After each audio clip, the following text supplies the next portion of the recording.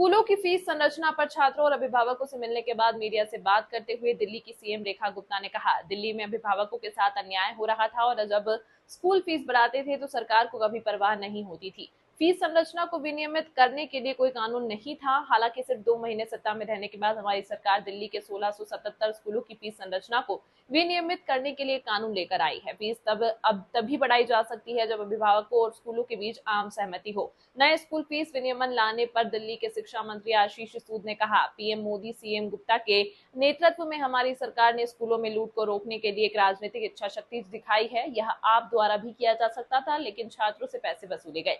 27 वर्षों से हर साल फीस बढ़ रही है। इसे विनियमित करने के लिए कोई प्रयास नहीं किए गए। आपने छात्रों के शोषण की अनुमति दी थी। हमने वास्तविक रिपोर्ट पर काम किया। हमारा स्कूलों के किसी भी प्रबंधन से कोई झगड़ा नहीं है। जिस तरीके से लगातार इतने सालों से दिल्ली के पेरेंट्स के साथ में अन्याय हो रहा था, स्कूल यदि फीस बढ़ाते थे तो सरकार उनकी सुनवाई नहीं करती थी और कोई ऐसा नियम कायदा कानून ही सरकार के पास नहीं था जिसके माध्यम से इस पूरे फीस स्ट्रक्चर को रेगुलेट किया जा सके या किसी भी तरीके से स्कूलों को ये कहा जा सके कि आपको किस तरीके से कितनी और कब और कैसे फीस की गाइडलाइन तैयार करनी होगी। पर जैसे ही पेरेंट्स की आवाज़ हमारे कानों तक, हमारे मन तक पहुंची, अपने इस 2 महीने के छोटे से कार्यकाल में सरकार ने ये नियम लेके आई, ये एक्ट बनाया और इस एक्ट के माध्यम से दिल्ली के सभी 1677 स्कूल, उन सबका फीस रेगुलेट हो पाएगा ट्रांसपेरेंट तरीके से। पेरेंट्स का इन्वॉल्वमेंट, स्कूल मैनेजमेंट का इन्वॉल्वमेंट, हर एक की सहमति से ही आगे फीस बन पाएगी, बढ़ पाएगी। हमारी सरकार ने 2 महीने के छोटे से कार्यकाल में नरेंद्र मोदी जी के मार्गदर्शन में मुख्यमंत्री रेखा गुप्ता जी के नेतृत्व में राजनीतिक इच्छा शक्ति दिखाई है और पिछली सरकारों की तरह विशेष तौर पे आम आदमी पार्टी की सरकार की तरह इन बच्चों को लूट का साधन बनाने के रास्तों को बंद करने का काम किया है।